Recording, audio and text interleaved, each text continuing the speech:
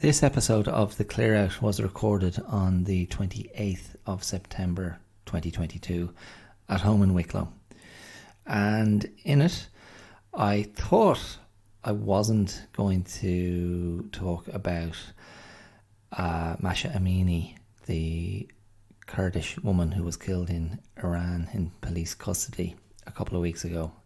I thought I wasn't going to talk about that. I thought I wasn't going to offer my response and thoughts around religious fascism, morality police, entrenched, institutionalised misogyny, religious hypocrisy, religious fundamentalism, fanaticism, ultra-conservatism. I thought I wasn't going to talk about that, but then I ended up talking about that. I thought I was going to talk about movies, and I do very, very, very briefly at the end of the episode when I realised I'd taken up the whole episode talking about what has been transpiring in Iran over the last little while. So, look, as ever, it's all put into a context of wellness. It's all put into a context of resilience and trying to be aware and engaging with one's own thoughts. And yeah, all of that kind of thing. So I do start the episode with one of my semi-regular breakdowns of where I'm coming from with the podcast and what I'm trying to do and why I believe in the value of what I do on this platform. And then, yes, the talk turns to Iran and the darkness of the human soul when it gets corrupted. So that's, I mean, I make it sound like it's going to be incredibly heavy and bleak and dark. It's not. It's just talking about a pretty serious topic. That's it. So that's what's coming up anyway. It's a little bit political. It's a little bit social. It's a lot human. See what you think. Get into it. Okay. I will see you around the corner. Cheers. Not gonna change my mind, leaving the dream behind. Hi, my name is Dara Clear, and you're listening to The Clear Out. You're very welcome. Thank you. Thank you for joining me. How are you? How's it going? Check in with yourself there. What's the temperature? What's the read? What's your barometer saying? Pressure up or down? The little home studio here at #blessed has had some, well, I won't say it's had some changes, but I may be late to the party. I'm looking at plants. My wife uses this room more than I do and teaches a lot of music here, and it's the home office. But there's an array of plants in the window. A very healthy looking fern, and a defiant. I'm pretty sure that's a geranium. And then there's something else I can't quite make out. And then a fourth plant, a leafy thing, fronds, looking a little bit tatty. But the fern is drawing my eye. It's abundant and very healthy looking. And I get it. The plant thing, how a plant can evoke something very soothing. Again, I come back to the concept of natural. It's a natural thing, and when it's lush and vibrant and somewhat buoyant, that's good energy right there. And as I look through the window outside, the sun is striking the trees. The birds are singing. There's a bit of a breeze. I can't quite see blue sky, but there's, as I say, there's a bit of sun there, so it's quite nice, and that's good. That's good. I'm feeling like I need a bit of that right now. I need a bit of that sunshine. I need things that are right,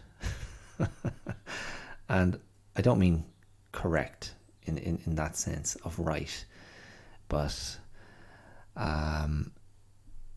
what do I mean? Things just being in their natural place and giving off that energy of order. Is that what I'm craving? Order? Am I craving non-interference? Am I craving calmness, serenity? Perhaps I can hear in my voice. There's a tiredness. I have a bit of fatigue in the body. That's okay. My recent habit with the podcast is to record in the morning, and certainly a certain amount of morning energy is present, and I'm indulging that.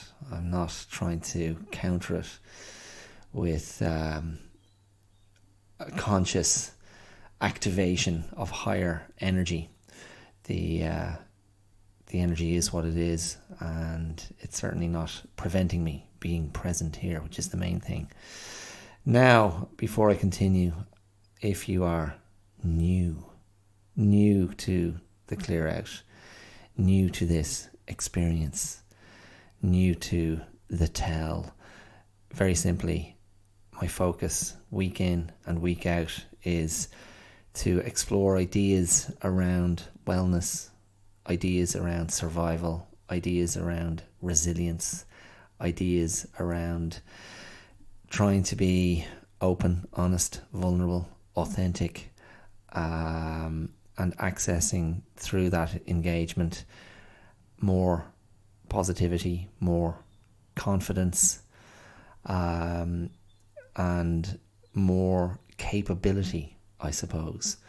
And it's an ongoing dialogue, it's an ongoing conversation, it's an ongoing investigation, and from one week to the next, I never know what's going to pique my interest, but often it's coming from a personal episode in my own life. It may be related to movies that I've watched. It may be related to politics or culture. It may on occasion be an interview with someone who I feel is worth talking to, or an interview with someone who to whom I'm grateful for sharing their time and deigning to join me in #blessed for an old chat. So all of it, broadly speaking, all of it is meant to contribute to a bit of positive energy and a bit of slow cooking of thought, slow cooking of engagement, slow cooking of examination of the process of being alive. So, excuse me, sorry. That's the gig. That's what's going on here, and it all started 9 years ago. Roughly 9 years ago, when I started theclearout.com, where I wrote think pieces, I suppose, blog posts, but medium to long form think pieces about this very stuff I've just been referring to. So emotional and psychological well-being, this idea of the examined life,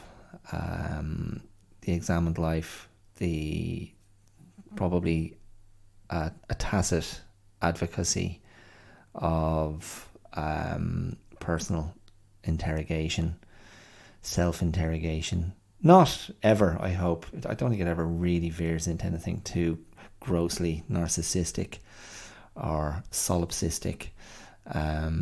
But what can I do? What can I do? It's, I suppose my fundamental belief is you're not really going to fix anybody else. You may as well spend some time trying to fix yourself. But Dara, are we actually broken? Do we actually need to be fixed? Is that not actually a fallacy? Because I don't know if we're just being brainwashed to think that we need help, and it's part of the toxicity of the wellness industry. I mean, we just are what we are. Just let it be. I mean, that's an argument, isn't it? That is an argument. This idea. I mean, my frame is often we're all a bit broken. We're all a bit fractured. We're all a bit wounded. We're all a bit damaged. And maybe some of you listen to this and go, "What the hell are you talking about? I'm fine. I'm absolutely fine. You're talking out of your ass. Not everybody experiences life the way you do, Buster."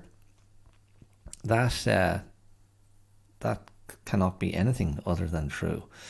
We all experience reality differently. We all only have our own little viewfinder. But whatever about the rightness of the language, I think we all carry stuff. We're all shaped by our histories. We're all shaped by where we've come from. We're all shaped by whatever has been put into us, whatever has been around us, whatever we've been born with. It's all in the mix at all times. And I don't believe we should spend all of our time examining ourselves. That would be grotesque and totally unnecessary. And a certain route to madness. But I think as part of the general health check, certainly some periodical reflection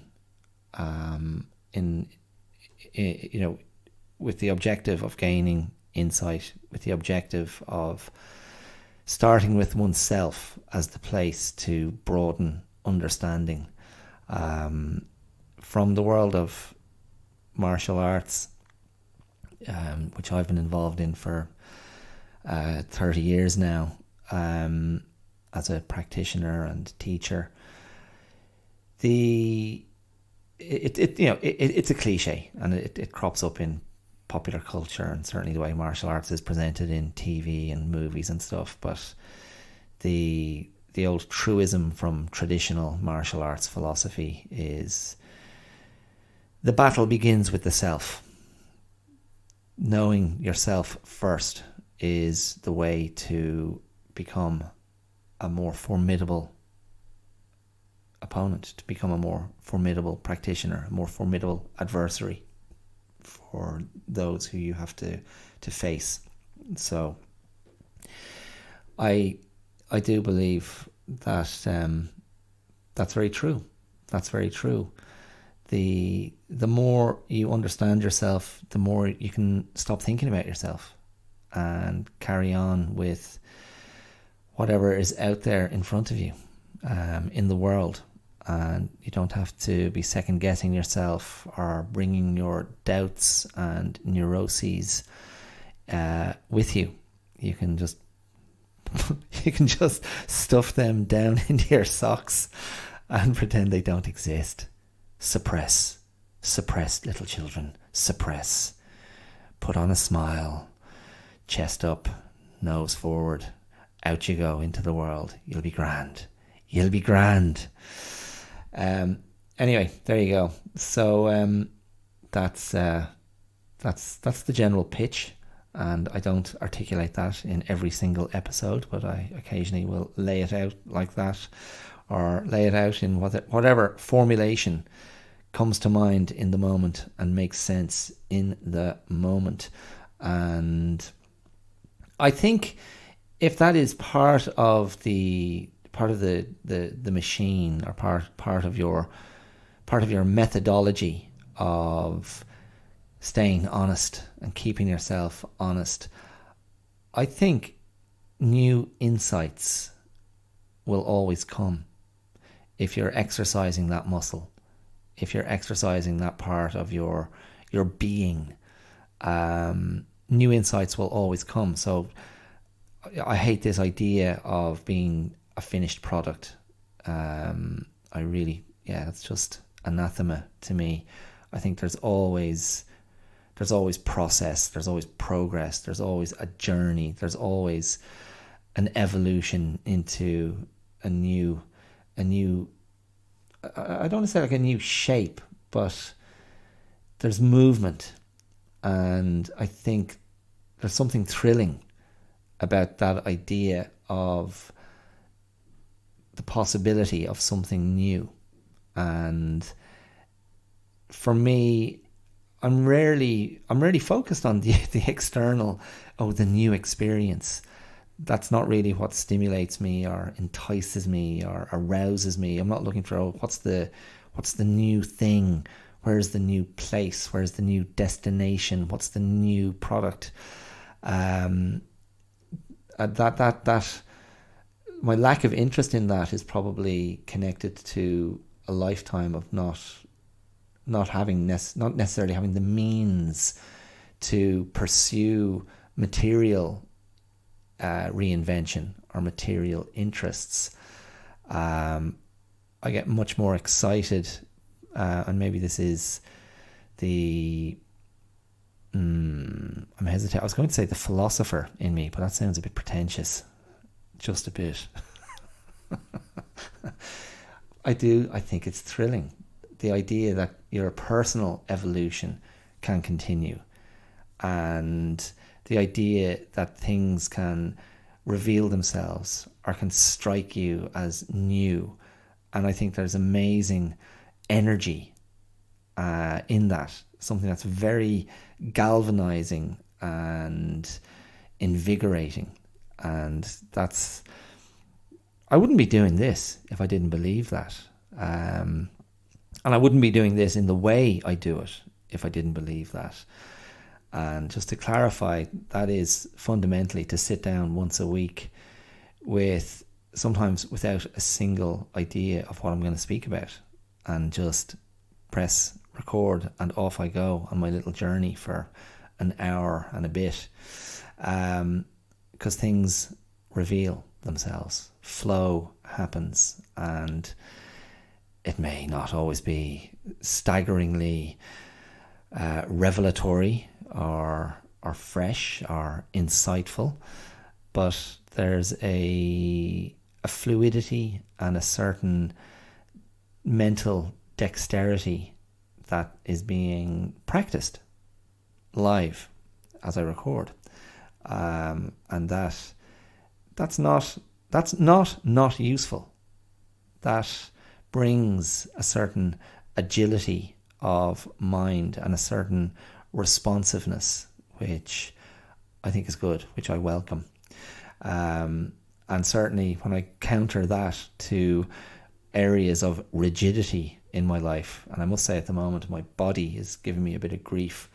Nothing serious, just I guess I've been lifting some big weights at work recently, and my back is definitely feeling the strain. And I've been back playing a little tiny bit of football, and my hips are giving me a bit of grief there. And again, no surprise, this is merely an indication of age and the passage of time, and not being 18 anymore, because it's been over 30 years since I was 18. Anyway, so after all that, what is the focus of today's episode?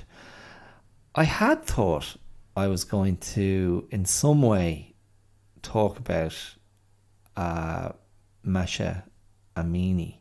I don't know if I'm pronouncing her first name right, Mahsa Amini, the young Kurdish woman who was killed in police custody in Iran in the last couple of weeks. And her death has triggered ongoing protests and demonstrations in Iran, and I feel elsewhere in the kind of neighbouring areas, and it's very much connected to I guess, is it Sharia law? Is that right? But like strict Islamic, like the strict implementation of conservative Islamic law by mullahs, who are the educated Islamic men and scholars who go, this is how we should live, this is how we should be. And it seems to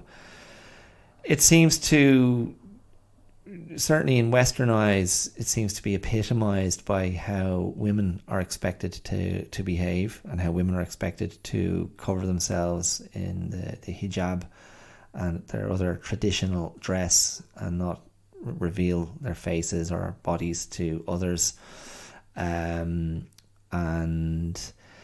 this poor young woman's death has just been a catalyst to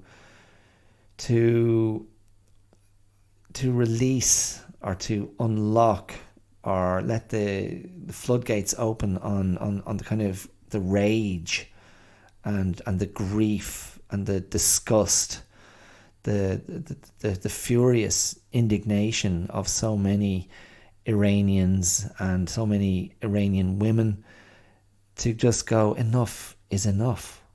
And I can only sit here in a very blasé Western country, where we're not impacted by this in any direct sense, and look in admiration at those women who are standing up to a police state, basically. And in a way, for some reason, to me, it feels worse than a police state. And I mean, I spoke about this briefly last week when I was talking about the less savoury side of woke ideology, but this kind of fascist moral policing. So a morality police. It brings something extra.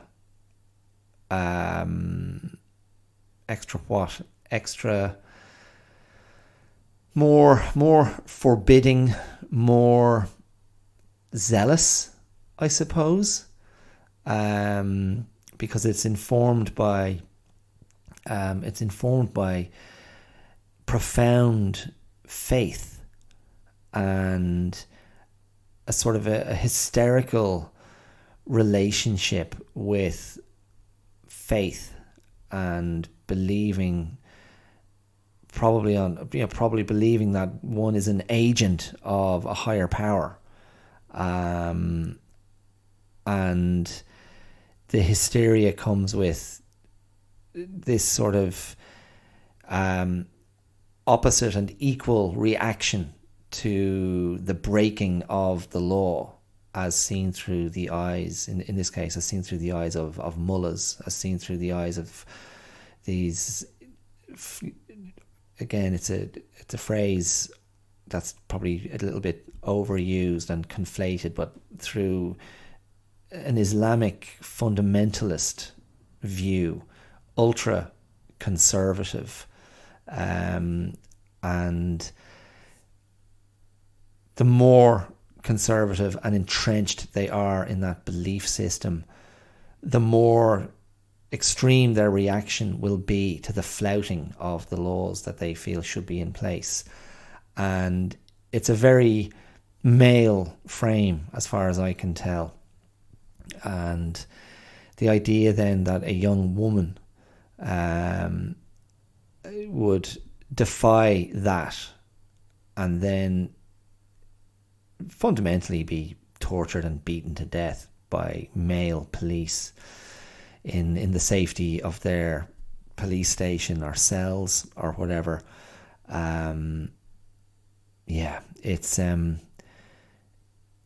I mean, it hits you in different places, but the sort of the initial kind of disgust at those men, there's something inherently cowardly about a group of men who have the authority of police beating a young woman to death, and turning on its head the idea that police are there to protect, police are there to serve, that they're public servants, rather than tools or weapons of ideology.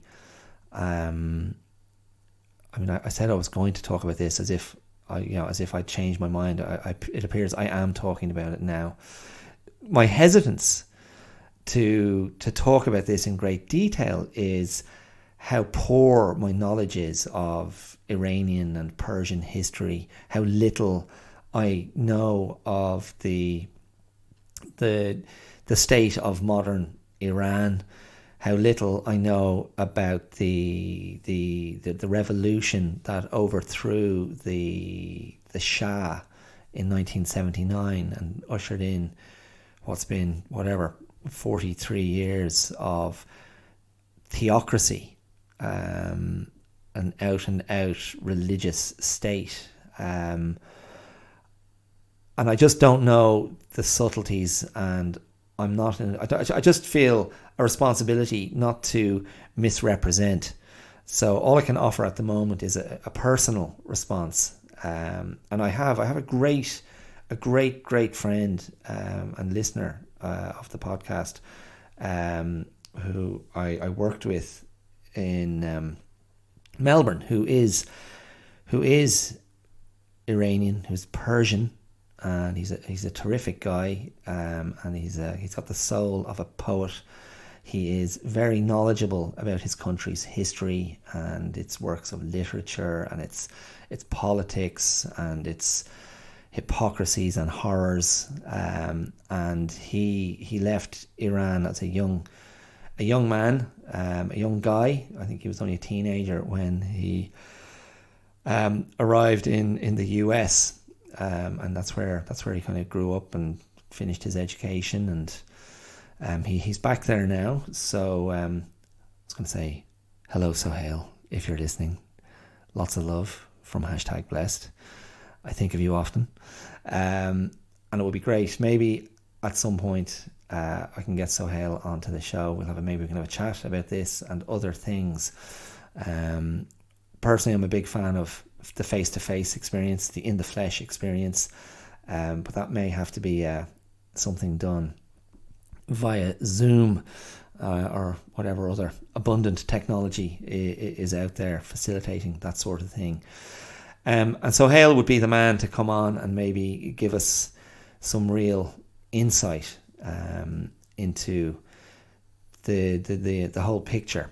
But there's I don't need to be an expert on Iranian history or culture or the nuances of Islamic theocratic interpretation and application to know that beating a young woman to death is abhorrent to me, and I applaud any Iranians who are standing up to the oppressive regime that polices the morality of the state and the morality of its citizens with such brutality, with such cruelty, and in such a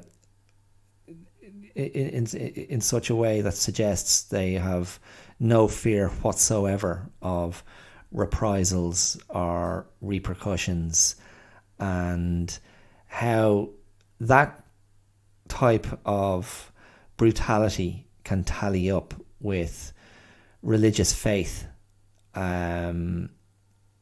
and I'm talking about in a very kind of deeply personal, individual way, how someone can think this is all good. Allah would be proud of me for what I've done today. And I have a young woman's blood on my hands, and I'm going home to my own family, my own children, my own daughter. There's something very incongruous there. And it's not to say that I can't, in my imagination, get into the mind of someone who is a fanatic.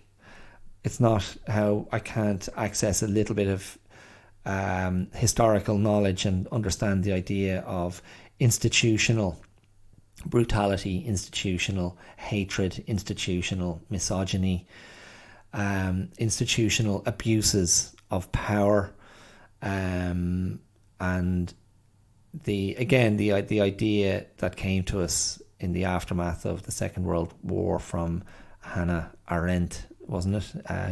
Who referred to the banality of evil, and that's also something that's been explored or examined in the Stanford experiment. I haven't sat down and done any research on this. I'm just trying to recall from the recesses of my cobwebbed mind that experiment that was conducted. I think it was Stanford, where basically an experiment in the abuse of power and the distribution of punishment and pain, and how quickly the people in the experiment who were in a position to press a button to deliver an electric shock, or I can't even remember what it was, how they got desensitized very quickly to the consequences of their actions. So there's something in there's nothing inherently shocking about humans behaving appallingly towards other humans. There's nothing inherently shocking about people being victimized. There's nothing inherently shocking about entrenched misogyny within an institution, within a culture. It may be disappointing. It may make one feel dismayed at how crap humans are, and how we continue to fail our better instincts. There's some line floating around my head, or what? It's some quote, something about our better angels. Oh, anyway, failing those guys. And that ultimately is how I view it. And it's very academic. I can kind of go, well, I'm not there. I'm not being affected. It's not my daughter. It's not someone else's daughter I know. It's at a remove, and this is very speculative and reflective and completely hypothetical, I suppose. Because of that, there's something kind of offensive, I find, about even speaking about it and going, oh, well, I think this and I think that, and you put it into this context and that context. And that's just a million miles away from the reality of the people who are there experiencing the fear, the terror, the hatred, the corruption of the human spirit, I suppose. And that to me is something that I think is in the mix, and something that is truly saddening. And again, there's nothing unprecedented about this. But what I would certainly hope is that these protests and these demonstrations will affect some serious change, and may bring about the end of that regime. And I think it could be tempting to be overly simplistic or reductive in how we think about this, because in no way does this suggest to me, it's not about saying let's destroy an Islamic State, or let's usher in a whole load of Western values into that part of the world. Iran has its own rich history to rebuild itself on, and I think it's more about can't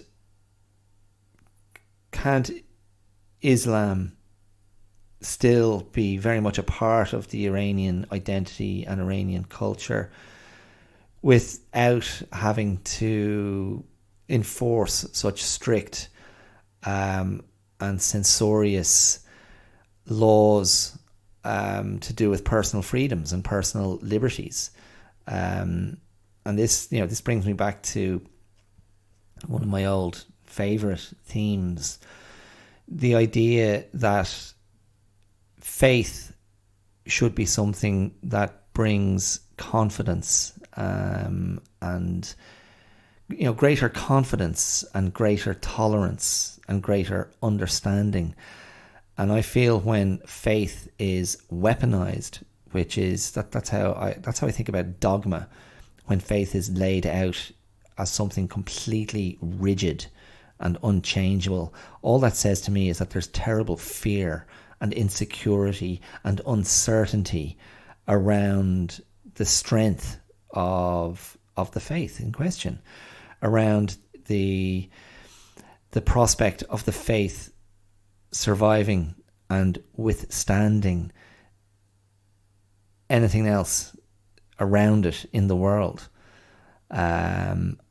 If something is truly strong, if something is felt to be truly strong and profoundly right and natural, it shouldn't feel afraid. It shouldn't feel it has to enforce itself. It shouldn't feel it has to constantly assert its power. That should be unnecessary. I mean, think about it for a second. If I do one of my redonkulously clunky analogies, if you imagined every apex predator from the animal world constantly banging on to everybody about what a legend they were and what an amazing predator they were. I'm a grizzly bear. Look what I can do. I'm a killer whale. Check out my big teeth. I'm a tiger. Look at this. It's absurd. It's absurd.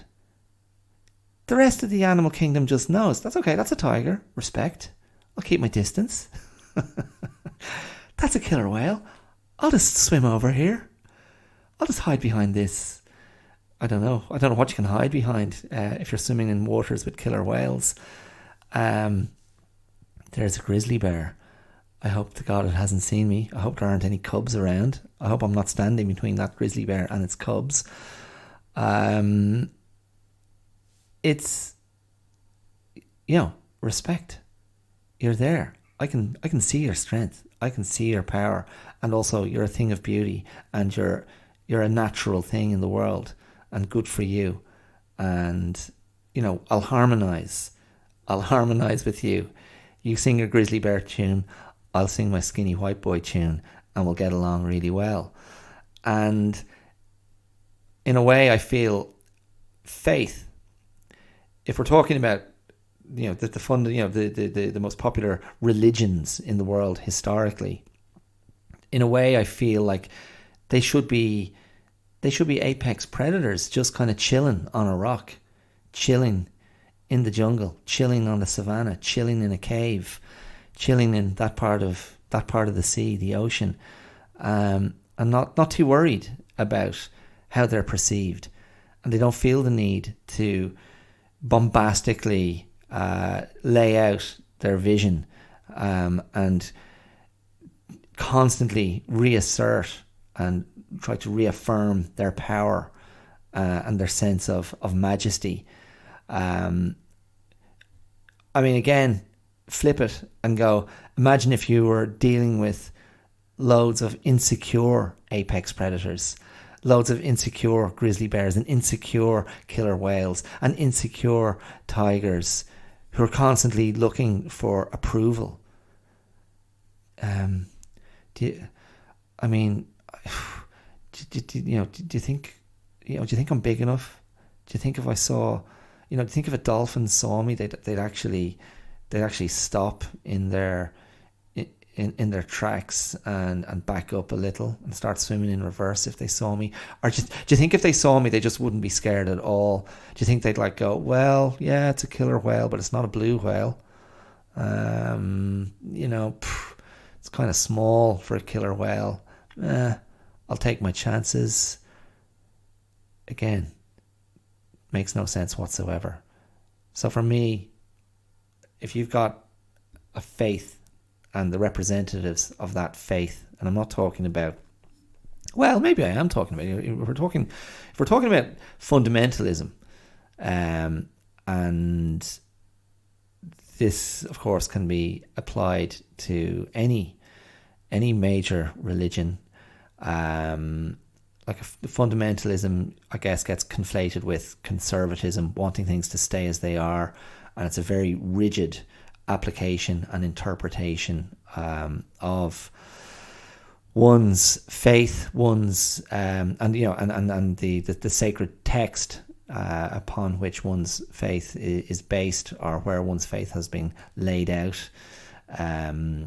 That relationship speaks to me of fear and not of confidence. What I was going to say before was I wasn't going to include followers or adherents of a religion and focus more on the high priests, the imams, the whatever religion it happens to be, the rabbis, the in-between men, because it is generally men, isn't it, or it has been historically. But that relationship, that fundamentalist, ultra-conservative relationship, that rigid, dogmatic relationship, to me seems to be rooted in fear. Fear that the faith won't be strong enough to withstand any possible threat.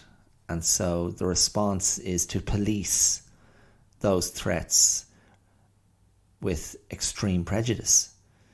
And certainly that would seem to apply to what happened to Mahsa Amini, the young Kurdish woman in Iran a couple of weeks ago. And I don't know, there's another element in this, actually, which is just the deep longing in some people for certitude, the deep longing for the safety of the club, and in this case, of course, the club is the major religion in question. Many people love that feeling of belonging to something, belonging to a group, a club, an organization, something that insulates them and involves maybe a sense of promised protection and inclusion, and it affords one a status. It may afford someone a passageway to other opportunities, perhaps. And of course, when it's extreme, as it is in Iran, It affords one safety. It affords one the appearance of obedience and compliance, which is hugely important when when a government or an institution is trying to rule within very strict parameters and codes of behavior. But to me, it's completely unnatural. And this is the funny thing, isn't it? Now, there'll be a counter argument for this, I suppose. But humans, we are so good at behaving unnaturally. We're so good at creating structures and institutions and groups and clubs and societies that isolate and insulate the members from the rest of the world. Cults, of course, do this extremely well. Maybe more. Maybe they're the textbook example of an unnatural organization, or an organization built around an unnatural order. But I think when you get to the extremes of the sort of core religions in the world, the extremes fall into that area as well.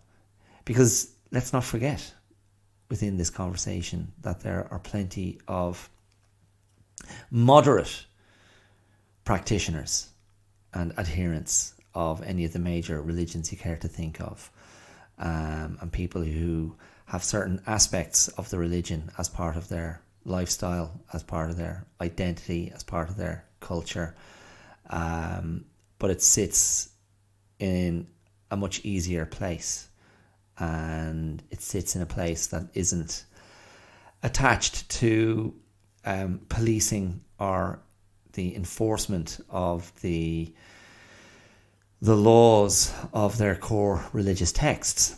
And I feel, certainly to my mind and the way my personality is wired, and again, I'm not a religious person, I don't subscribe to any religion, I'm an atheist as well, but I don't feel threatened by other people's faith or their beliefs. But obviously I would if I was living in Iran.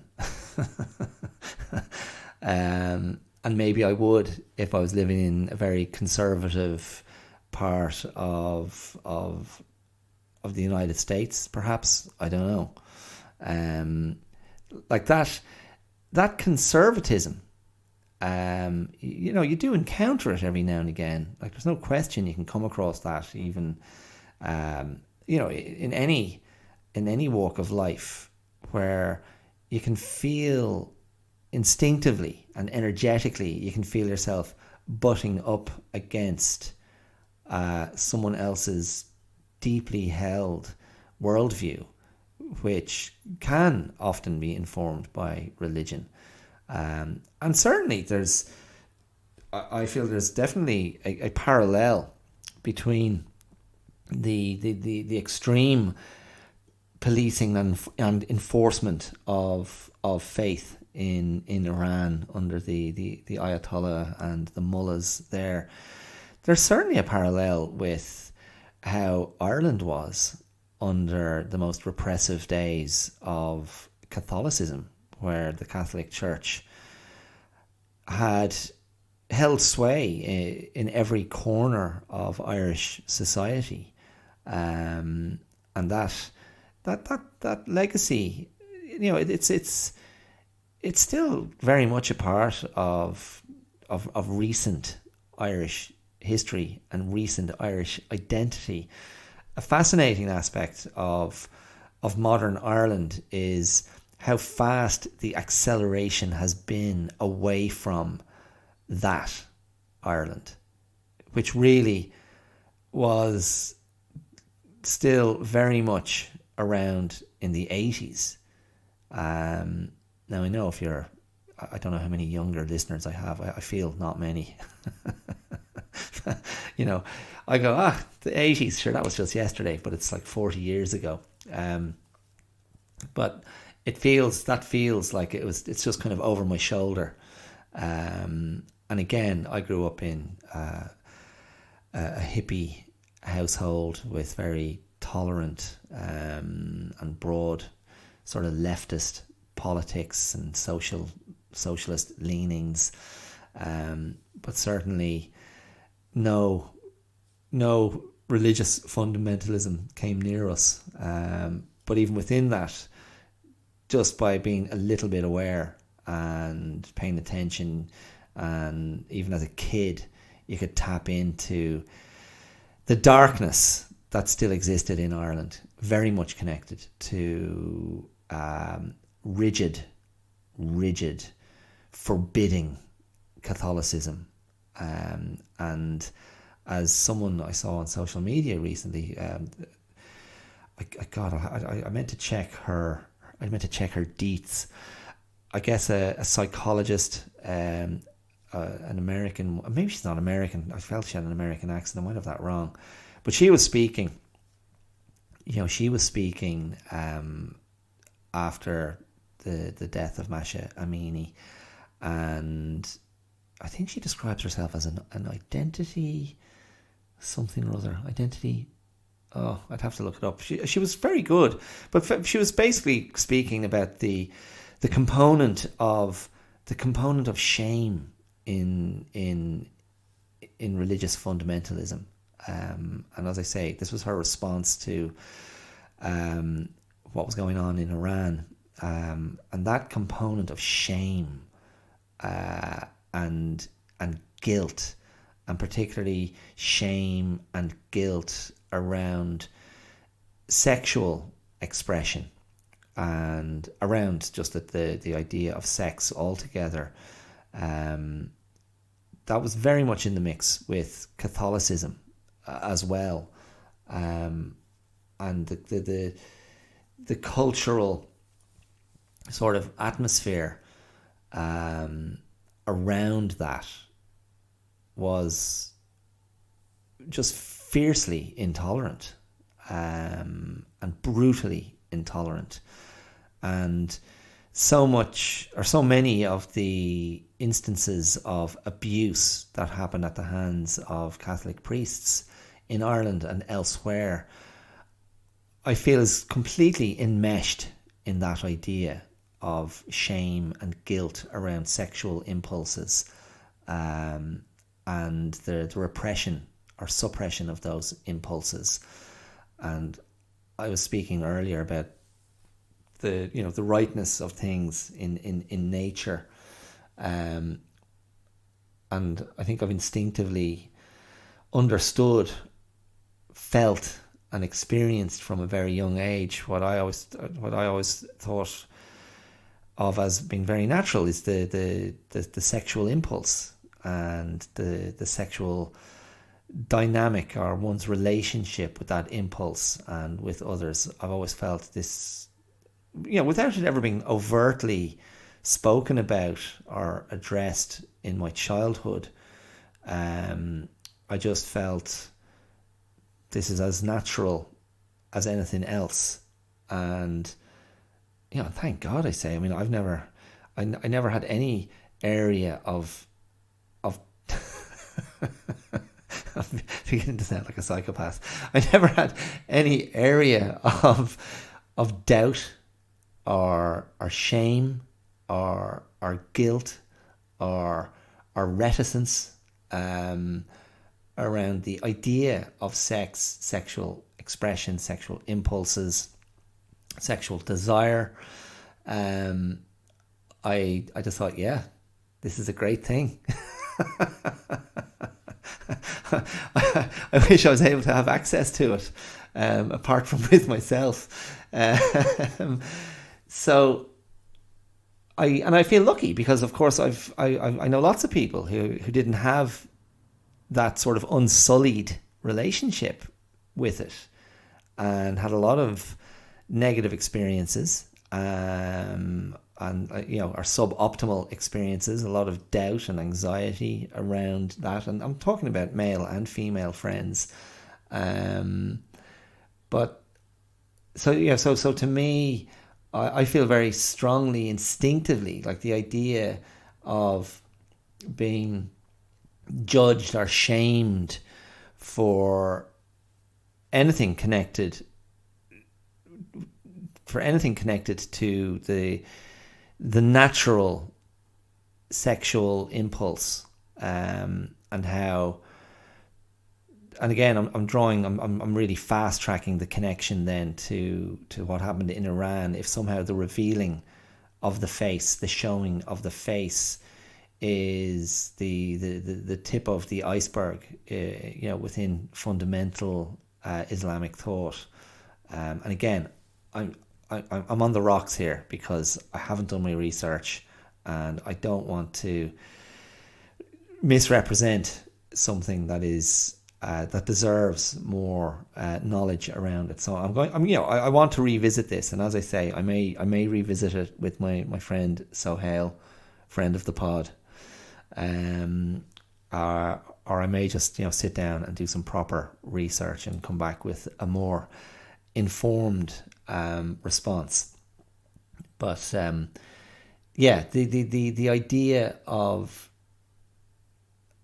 and this is the thing, it's the idea of shame and guilt being projected onto the alleged perpetrator by someone who has shut themselves off or clad themselves in the dressing of devotion and of devoutness. That the inherent hypocrisy in that makes me furious. I just find it disgusting, and it returns me to that idea of go away, sort your own stuff out, and don't come back out here with your big stick or with your gang who are going to punish this person because they have more confidence, because they understand the insanity of your position. And again, this is not like, hey, let's all be going around with our privates hanging out. It's not as reductive as that. If you're someone who has a relationship with faith that is non-sexual, that says, I'm not going to indulge the pleasures of the body, and you can be happy, and you're not judging other people, and you're not a bigot, and you have brought serenity into your life, and your faith is your touchstone, your guide stone, and you are very well in yourself, I wish you well, and congratulations, and that's your choice, and go live your life. But the problem is, of course, and again, this is back into one of my favourite patterns on the podcast, stating the absolutely obvious.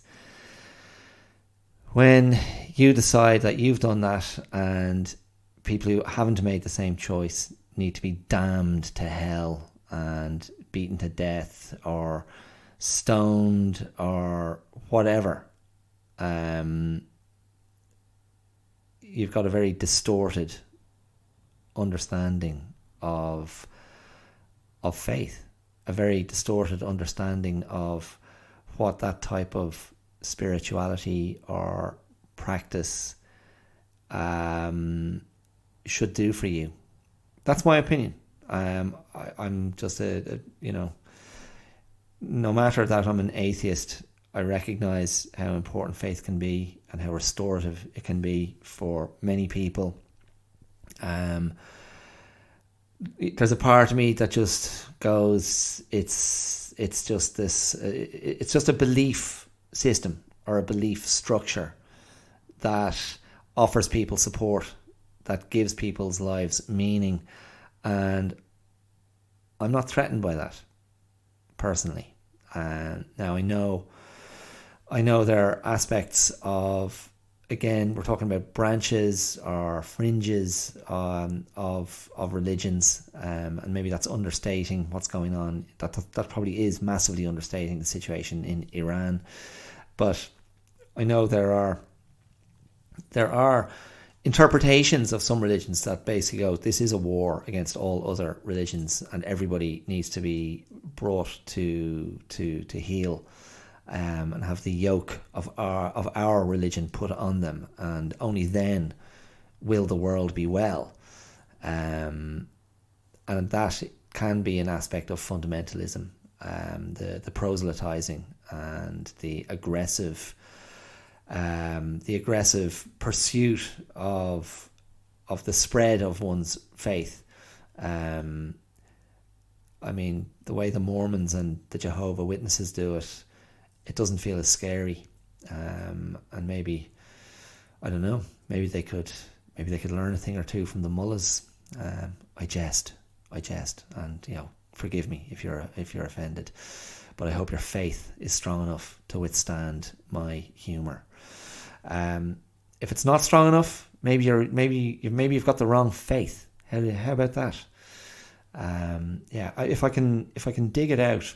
And I mean, I've kind of deactivated my old website, and I've got a friend, my friend Daniel.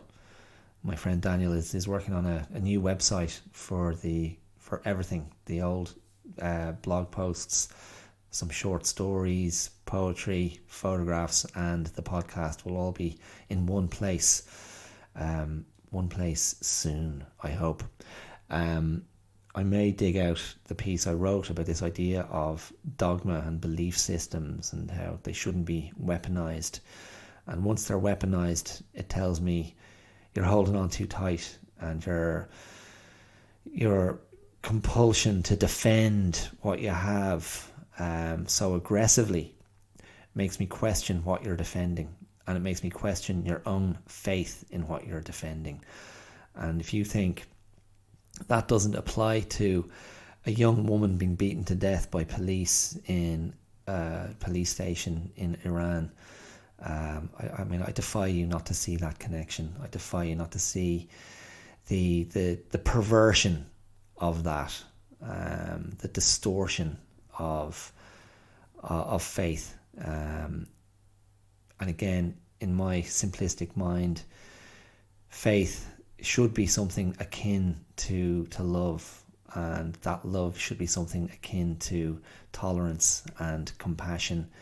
It should enrich not only the adherent, the believer, the practitioner, it should enrich all of us.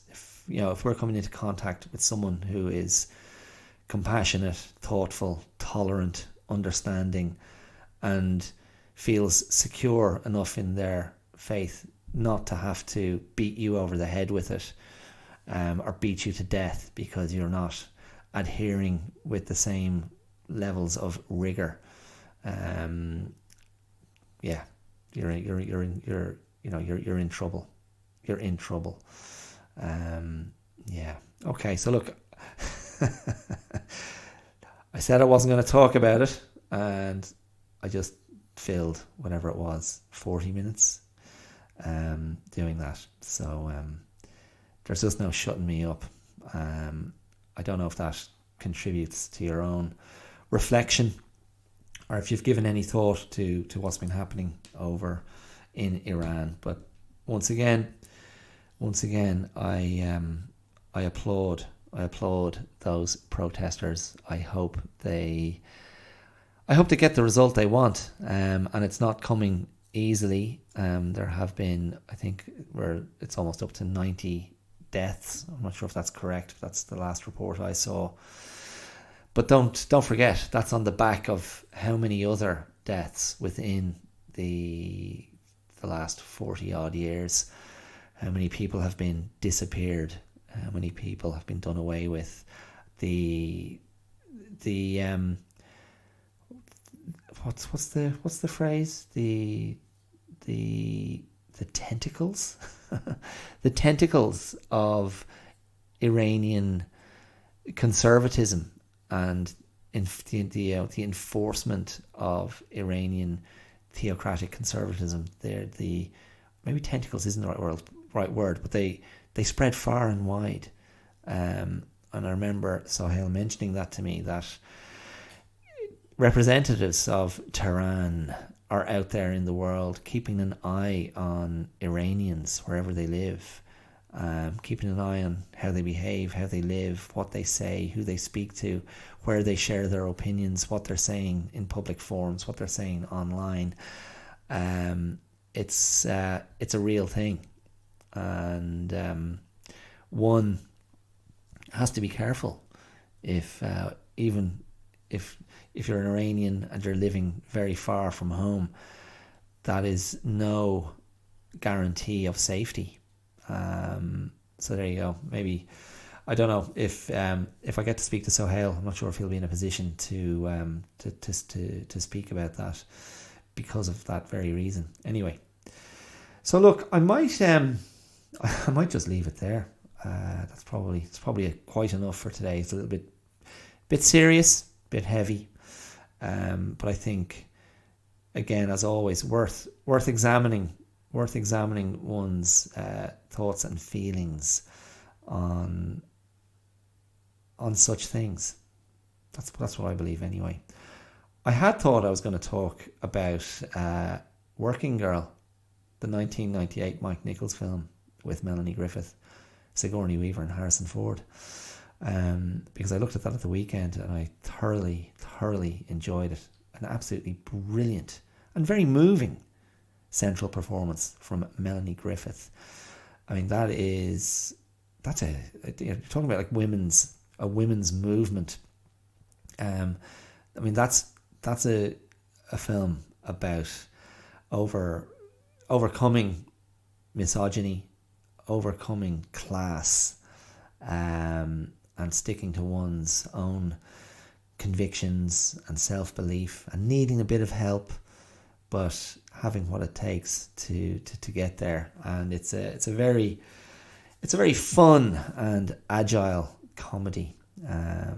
I may go into it in more detail, maybe next week, maybe soon, because I was basically going to look at 3 1980s American movies, and just comment on how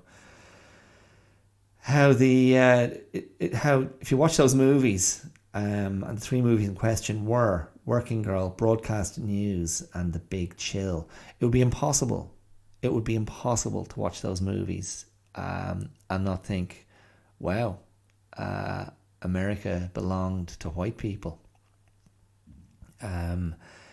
Just very I mean, all very attractive, fun, interesting characters played by very attractive, charismatic, capable American actors.